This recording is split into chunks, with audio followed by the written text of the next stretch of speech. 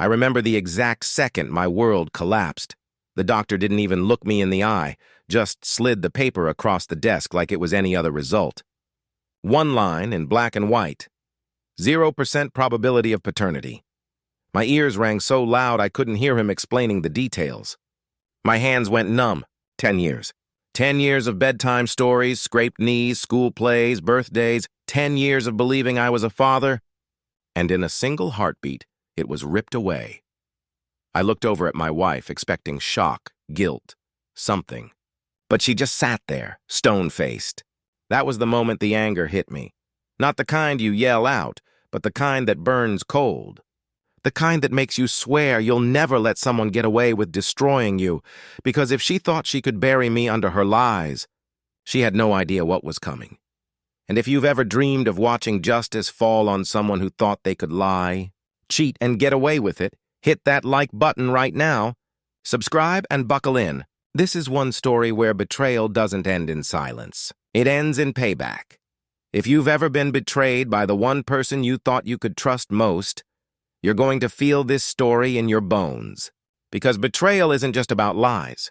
It's about the years you can't get back, the sacrifices that suddenly feel wasted, and the love that was built on nothing but deceit.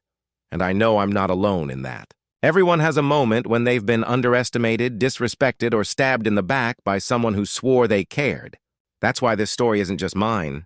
It's a revenge fantasy for anyone who's ever dreamed of serving justice cold. So before we dive deeper, hit that like button if you've ever wanted to watch karma come knocking. Drop a comment with the most jaw-dropping betrayal you've seen or heard, and make sure you're subscribed. Because this is one story where the liar doesn't walk away clean. They get exactly what they deserve. For 10 years, I believed I was living the dream most men spend their lives chasing. My wife, Claire, was the kind of woman people described as graceful, put together, almost untouchable. And then there was Emily, our daughter. My entire world revolved around that little girl's smile. I worked long hours, sometimes taking double shifts, just to make sure Claire and Emily had everything they could ever need.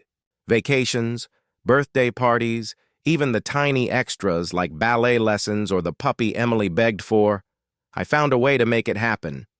When I walked through the door after a 14-hour day, the weight of exhaustion melted every time Emily ran into my arms shouting, "Daddy's home!" I told myself all the sacrifices were worth it. The long commutes, the missed nights out with friends, even the way Claire sometimes seemed distant. It was all for the family. That was my purpose. Looking back, I realized the cracks were always there, just small enough for me to ignore. Claire had late nights at work that stretched longer than they should have. She'd silence her phone the moment she walked into a room. And sometimes, when I caught her watching Emily and me together, there was a flicker in her eyes I couldn't name back then, something like guilt or maybe fear. But I didn't press. I trusted her. I trusted the life we had built. After all, when your daughter looks at you like you're her whole world, you don't stop to question whether that world is built on lies. At the time, I thought I had the perfect life. I didn't know it was only a matter of time before the truth tore it all apart. The first cracks didn't come from Claire. They came from the people around us. At family gatherings, I'd catch my mother tilting her head at Emily, then glancing at me with a quiet, puzzled look. Once she even whispered, "She's beautiful. But she doesn't really look like you, does she?" I brushed it off with a laugh, pretending it didn't sting. Genetics are complicated, I told myself. Not every child is a carbon copy of their parents, but the comments kept coming. A neighbor once joked, "She's got the same smile as Claire, but none of your features. Guess she's her mother's twin." I laughed along, but inside, something twisted uncomfortably. I'd stand in front of the bathroom mirror, comparing my eyes to Emily's, my jawline to hers. I always found some small thread of resemblance and clung to it like a lifeline. Claire didn't make it easier. When I'd bring up the comments, half joking, she'd get defensive. "Why are you listening to them? Don't you trust me? Don't you trust us?" She'd twist the conversation so quickly that I'd end up apologizing, as if I had done something wrong for even wondering. Still, little things gnawed at me. She guarded her phone like it was a bank vault. She'd come home late, claiming work emergencies, but when I asked what happened, her answers were vague, almost rehearsed. And sometimes, this one cut the deepest. When Emily would ask about my childhood, Claire would rush to change the subject, as if she didn't want that connection deepened. At the time, I told myself I was paranoid, that a good husband doesn't doubt his wife. But deep down, I think I already knew. I just wasn't ready to face the truth. The breaking point came on a rainy Thursday afternoon when Emily collapsed at school with severe stomach pain. I rushed her to the hospital, heart pounding like a drum in my chest. Sitting in that cold, sterile room while she whimpered on the bed was the most helpless I had ever felt. The doctor, a middle-aged man with kind but serious eyes, asked me for a detailed family medical history. Heart disease, cancer, genetic disorders, he needed to know everything. I answered quickly at first, rattling off what I knew about my side of the family, but then he frowned and said, "And what about the mother's side?" Claire jumped in, listing her family's history with ease. But when he turned back to me, something about his expression made my stomach sink. Later in private, he gently suggested a paternity test. "It's standard in certain cases," he said, trying to make it sound routine. But the implication hit me like a freight train. What if she isn't mine?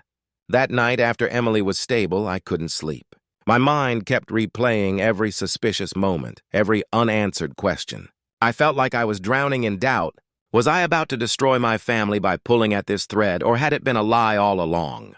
When the test was finally done, the waiting nearly broke me. Days dragged like years. Every time Emily smiled at me, calling me Daddy, my heart split in two.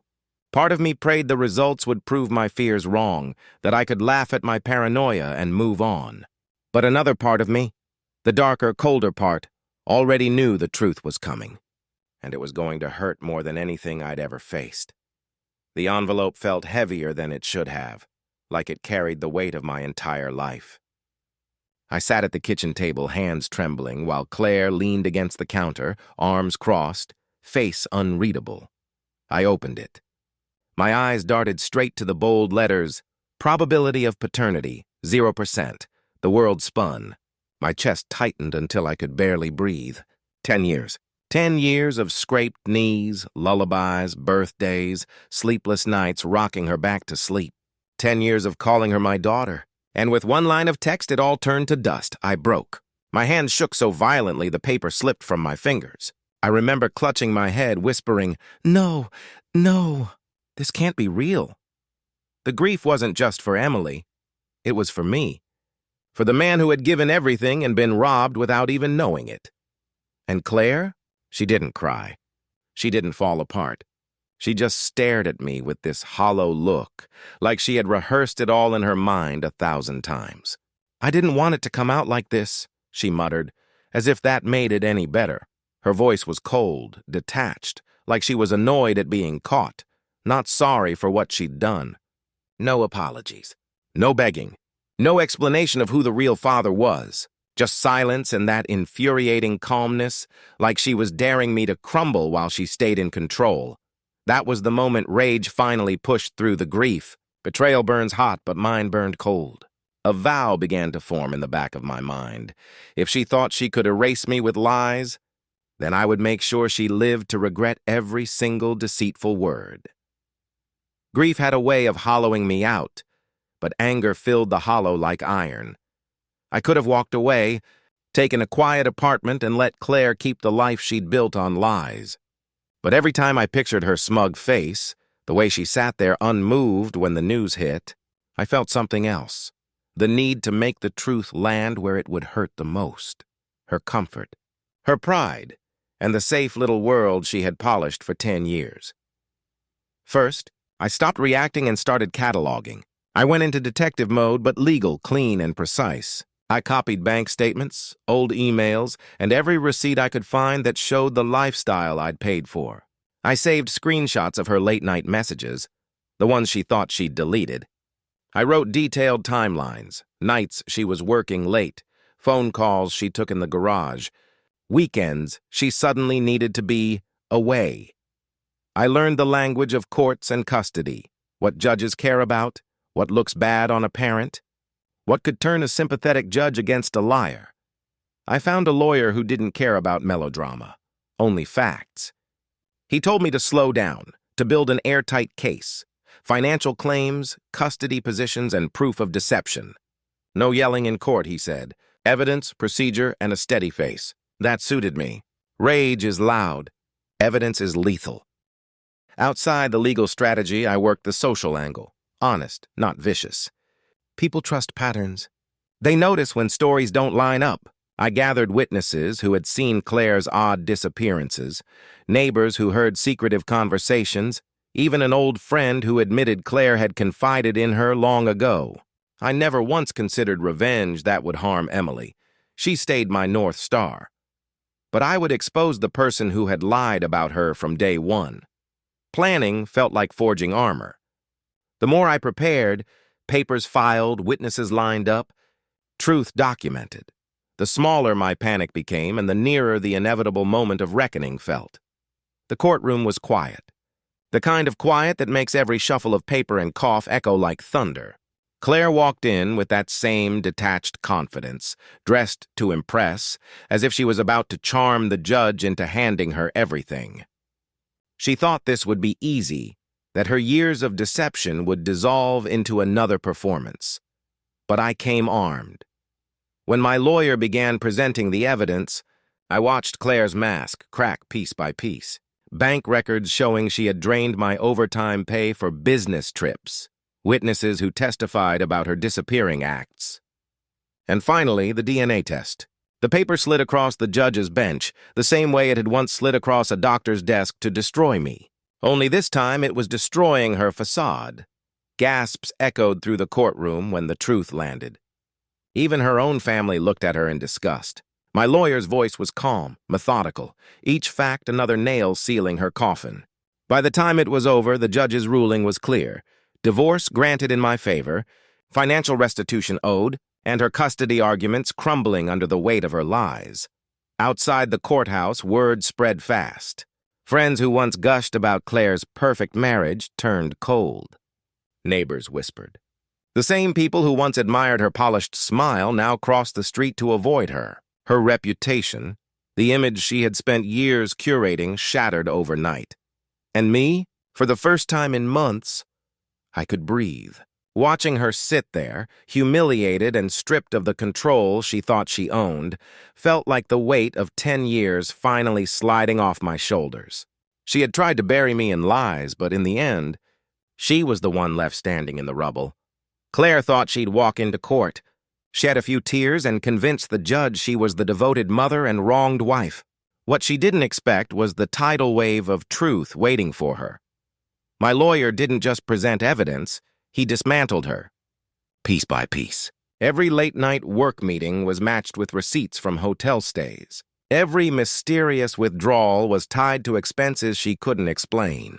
And when the paternity test results were read aloud, it was like a bomb detonated in the courtroom. Claire's jaw went slack. For the first time in years, she had no words. The judge's ruling was brutal, but fair. She lost the house she once flaunted as her trophy. Half her assets were redirected to cover what she'd siphoned off during the marriage. Custody? She couldn't even argue convincingly. The judge questioned her credibility so sharply that Emily's primary custody was awarded to me. Claire had reduced herself to supervised visits, stripped of the narrative she once controlled. But the real punishment came outside those walls. Friends who once gathered at our dinner table now crossed their arms and whispered behind her back. Neighbors avoided eye contact. Even her own family, tired of her lies, drifted to my side. It wasn't vengeance I had to orchestrate. It was karma, unfolding in broad daylight. And as for me, I can't describe the relief. Standing there, hearing the gavel slam, I felt years of pain unclench inside me. The betrayal hadn't disappeared, but it no longer defined me. I wasn't the man destroyed by her lies anymore. I was the man who faced the truth, fought back, and won. For the first time in a decade, I could look in the mirror and feel dignity staring back. She thought she buried me, but I rose higher than she could ever imagine. When I look back now, betrayal feels like a scar, painful to earn, but a reminder of what I survived.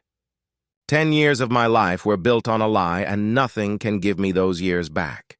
But the truth, as brutal as it was, freed me. It tore down the illusion I had been living in and gave me the chance to rebuild on solid ground. And the question people always ask me is, what about Emily? The truth doesn't erase what we shared. I was there when she took her first steps. I was the one who stayed up through fevers, who clapped the loudest at her school plays, who she called Daddy when nightmares scared her awake. A test can tell me about biology, but it can't erase a decade of love. She will always be my daughter in the ways that matter most. At the same time, the truth matters. Lies poison everything. Claire's deception didn't just wound me. It put Emily in the middle of a storm she never asked for. That's why I fought not only for myself, but for her. She deserved honesty, even if it came wrapped in pain, to anyone listening who has been betrayed. I know that hollow, breathless feeling of realizing someone you trusted most could lie to your face. I know the anger that makes your hands shake. But I also know this: betrayal doesn't have to be the end of your story. Justice has a way of catching up, especially when you're willing to stand firm, gather your strength, and face the truth head-on. Trust is fragile. Once broken, it rarely fits back together. But dignity? Dignity can be reclaimed. And sometimes, surviving the lie makes you stronger than you ever thought you could be. If this story hit you deep, if it made you clench your fists, or even brought a lump to your throat, I want to hear from you. Drop a comment below with the most shocking betrayal you've ever witnessed, whether it happened to you, to someone you know, or even a story you'll never forget. Because betrayal leaves scars. And sometimes just sharing those stories reminds us we're not alone in that pain. And if you felt that wave of justice when the truth finally landed, don't just sit with it, hit that like button. It tells me you're here for these stories where lies crumble and karma comes knocking. Make sure you subscribe too, because this isn't the only tale of deceit and payback I'll be sharing. Every week, I bring you stories that start with heartbreak, but end with something far more powerful: closure, justice, and the sweet satisfaction of revenge done right. And I'll leave you with this thought. Life will always have liars, cheats, and manipulators, but they can only win if we let their lies stand. When we face the truth, when we fight for it, we take our power back. So stay strong, stay sharp, and remember, no matter how deep the betrayal, there's always a way to rise above it. Now go ahead, like, comment, and subscribe, because the next story, it might just be even more jaw-dropping than this one.